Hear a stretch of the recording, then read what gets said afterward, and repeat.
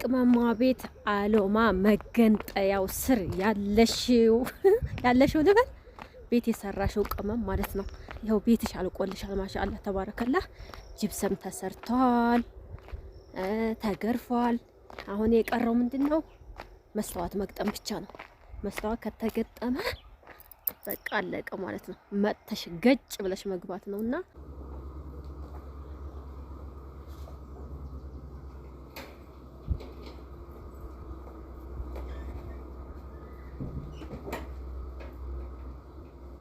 እዚህ ባጃጅ ገብቷል፣ እንትን ገብቷል፣ መኪና ምናምን ነገር በቃ ሁሉም ነገር ሀሪፍ ሆኖልናል ማለት ነው። ወደፊት በቃ በራችን ላይ ነው እንትኑ መኪና ይዘን የምንወርደው የምንሄደው ማለት ነውና አሰላሙ አለይኩም ወራህመቱላሂ ወበረካቱ። ድና የተከበራችሁ የመንሱራቲው አድማጭ ተመልካቾች ቤተሰቦች እንደምን አላችሁ? በያላችሁበት ሰላማችሁ ይብዛ፣ ሰላም ለሀገራችን ይሁን እያልኩ ዛሬ ብቅ ብያለሁ ወደ ቤቴ ማለት ነው። እንግዲህ ሰለለል ለማድረግ እና ባለፈውም እንደዚህ ቆጣሪ ብር ምናምን አስገብተን ነበረ ቆጣሪ ለማስገባት እሱንም ደረሰበት ለመጠየቅ መጥቼ ሰለለል አድርጌ ልመለስ ነው ማለት ነው። እና ትናንትና የሆነ ቪዲዮ ለቅቄ ነበረ። ይህ በር የሚባለው ፍሬንች ነው አይደለ? እኔ ደግሞ ስለነበረው ፈርኒቸር ማለት ስሙ አንድ አይነት ሆኖብኛል። አውቄ ሳይሆን ፈርኒቸር እና ፍሬንች የሚለው ነገር በእኔ አስተሳሰብ አንድ ይመስሎኛል ማለት ነው። ለካ ፈርኒቸር ማለት የራሱ የሆነ ሌላ ስም ነው። ፍሬንች ማለት ደግሞ ይሄ ዋናው ትልቁ በር ማለት ነው። እና ያው ተሳስቼ አንዳንድ ጓደኞቼ የመዳም ቅመሞች እንግዲህ ተከታታዮቼ ስትመልሱልኝ ነበረ ማለት ነው። እንደዚህ ነው እያላችሁ አመሰግናለሁኝ። እንግዲህ ይሄ በር ያው መካከለኛው ነው፣ 3 ሜትር ይመስለኛል፣ ትልቁ ሳይሆን ማለት ነው። ደግሞ ያው ትንሿ በር እዚህ አለች። ይቺ ያው ኖርማሏ ናት። ይሄ ነው ትልቅ በር የሚባለው። ለዚህ እንግዲህ ያው የገዛሁት መጋረጃ አይታችሁታል። ዝም ብዬ ሱቅ ሄጄ ነው የገዛሁት። ሞልቷል ማለት ነው። ምንም አያስጨንቅም። እና ካሁን በላይ ፍሬንች እያልኩኝ እሰራለሁ። ፈርኒቸር የሚባለው ሌላ ጉዳይ ነው ማለት ነው። ስስቅ ነበረ ኮሜንታተሮችን እያየሁና ያው አመሰግናለሁ። ለምን ለእናንተም ስላሳወቃችሁኝና ስለመለሳችሁ ማለት ነው። እየተሳሳትኩ ብዙ ነገር እንዳላጠፋ ረድቶኛል ማለት ነው ቤተሰቦቼ።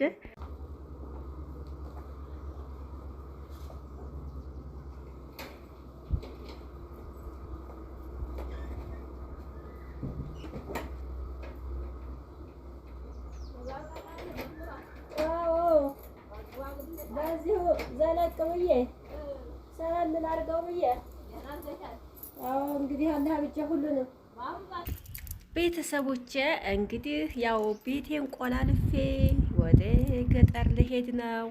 ያው እንግዲህ የኔ መቀመጥ እዚህ ትንሽ እንትን ብሎኛል ያጠራጥራል ማለት ነው። መቼ ገብቼ እንደምኖርበት አላውቅም። ብቻ ያው ግዴታ ቤታችን መሰለል አለባችሁ። ያለውን ነገር መታችሁ ማጣራት አለባችሁ። አንዳንድ ኢንፎርሜሽን ሊያመልጠን ይችላል ገጠር ተቀምጠንና ያው እኔ በስልክም እየጠየቅኩ ነው። በዛም ላይ ደግሞ መጣ ብዬ ያለውን ነገር ማጣራት አለብኝ ማለት ነው። እና ያው ለጉዳይ መጥቼ ነው ዛሬም በዚሁ ገለል ብዬ ያለውን ነገር ላጣራ ብዬ ማለት ነው። እና ወደ ቤተሰቦቼ እንግዲህ በዛ አካባቢ አሁን ሰልጠንጠን እያለ አንዳንድ ነገሮች እየተስተካከሉ ነው። መንገዱ ከተሰራ በኋላ ይኸው ደግሞ መብራት ሊገባልን ፖል ሊተከል ትንሽ ቀን ነው የቀረው። ሁሉም ነገር ይስተካከላል ወደፊት እንግዲህ ኢንሻአላህ ቢኢዝኒላህ። እና እናንተም ደግሞ በሰላም ለሀገራችሁ ያብቃችሁ እላለሁ። ሀባይብ እንግዲህ የኔ በር ማለት ነው። ከላይ ያለው አጥር ይቀራል የሰዎቹ ማለት ነው። ይሄ ከተጠረ በጣም ደስ የሚል ግቢ ነው የሚሆነው። ሁሉም ነገር ያምርበታል። ግን አሁን ስለቀረ ከላይ ሳይታጠር የጎደለ ነገር እንዳለ ያስታውቃል። እና በዚህ ባጃጅ ገብቷል፣ እንትን ገብቷል፣ መኪና ምናምን ነገር በቃ ሁሉም ነገር ሀሪፍ ሆኖልናል ማለት ነው። ወደፊት በቃ በራችን ላይ ነው እንትኑ መኪና ይዘን የምንወርደው የምንሄደው ማለት ነው። እና ማሻአላህ ብያለሁ። ደስ ብሎኛል። ብቻ ሀባይቤ እስኪ ቪዲዮውን ላይክ እያረጋችሁ አግዙኝ፣ አበረታቱኝ፣ ከጎን የሆኑ እናንተ ተው ግድ የላችሁም ግን በቃ ተው አታስቀይሙኝ ማለት ነው። እና ይኸው በቃ ቤቴ ልሰናበተው ነው፣ ለወጣ ነው። ለወጣ ነው። ምን ታረጉታላችሁ? አብሮ የሚያናኑር ጥሩ ጥሩ ጥሩ ተውፊቅ ያለው አላህ ይስጥሽ በሉኝ ማለት ነው።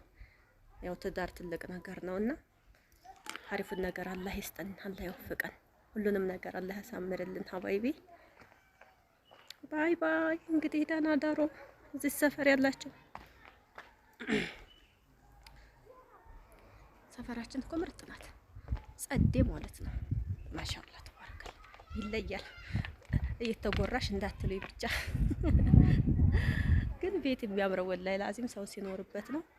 ወሬ እያበዛሁ ደግሞ ጀንበሩ ሊገባ ነው እዚሁ እና ብቻ ይሄው እንግዲህ በዚህ ስታልፉ አያት እያረጋችሁ ሰለል እያረጋችሁ ታልፋላችሁ የኔን ቤት ማለት ነው።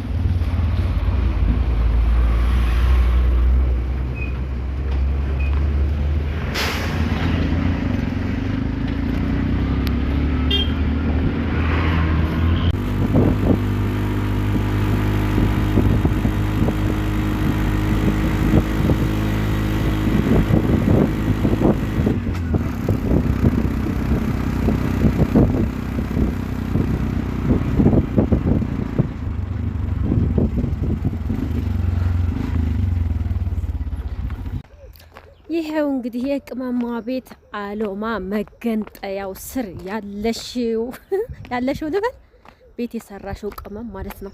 ይሄው ቤትሽ አልቆልሻል። ማሻአላ ተባረከላህ። ጅብሰም ተሰርቷል፣ ተገርፏል። አሁን የቀረው ምንድነው? መስተዋት መግጠም ብቻ ነው።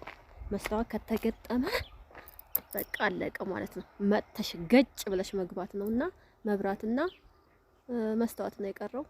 ኮርኒሱ ራሱ በጣም ያምራል። የውጭው ፕላስቲክ ነው፣ የውስጡ ጅብሰም መሰለኝ። ብቻ ያምራል። ማሻአላ ተባረከላ። አያችሁ ሜዳ ሁሉ እኮ ቤት ሆኗል። በቃ በአጠቃላይ ማለት ነው ሜዳ ሁሉ እርሻ ሁሉ ቤት ነው የሆነው። ይኸውላችሁ እዚህ ደግሞ በመንገዴ ላይ ሰው በትራክተር ነው እርሻ ማሳረስ ይዘዋል ማለት ነው። ያው አሁን ስንዴ በግዴታ መዝራት አለባቸው እየተባለ ህዝቡ ተይዟል ማለት ነው። እና አሁን በበሬ ለማረስ መሬቱ ደረቅ ስለሆነ ለማረስ ስለማይመች ግዴታ ምንድነው በኮንትራት ብር ተይዞ ትራክተር ነው የሚያርሰው ማለት ነው። አሁን ይሄ እንግዲህ ብዙ ብር ነው። 2 መኪና። ሀብታም የሆነ ሰው በቃ በሬ የለኝም ብሎ አያስብም ማለት ነው። እሺ ታያችሁ አካባቢያችንን በእንትን ማረስ ተጀምሯል፣ በትራክተር ማለት ነው። በሬ የለም ብላችሁ እንዳትሰጉ። ገበሬ ብር ካለው በቃ እንዳርጎ ማሳረስ ይችላል ማለት ነው። ባይ መሬቱ ስራ አይፈታም ሁል ጊዜ በቃ ሽንኩርት ይዘራል፣ ሽንኩርቱ ሲያልቅ ጤፍ ሲነሳ ስንዴ እያለ በቃ ስራ ላይ ነው የሚውለው ማለት ነው። መሬቱም ያው አመች ነው። ህዝቡ በአጠቃላይ ባንድ ሆኖ ነው የሚዘራው። ደግሞ ውሃውም ይመቻል። ብዙ የሚያወጡት ወጭ የለም ማለት ነው። አሁን ወደኛ አካባቢ ቢሆን ለሞተር ስንት ብር ያወጣሉ ከሚዘሩት በላይ ማለት ነው፣ ከምርቱ በላይ። ለምን ውሃ በደንብ ስለሌለ ማለት ነው። ይሄ አካባቢ ግን በቃ የሚያመጡት ውሃ ቀጥ ብለው ከዋናው እንትን ስለሆነ ወጭ የለባቸውም ማለት ነው።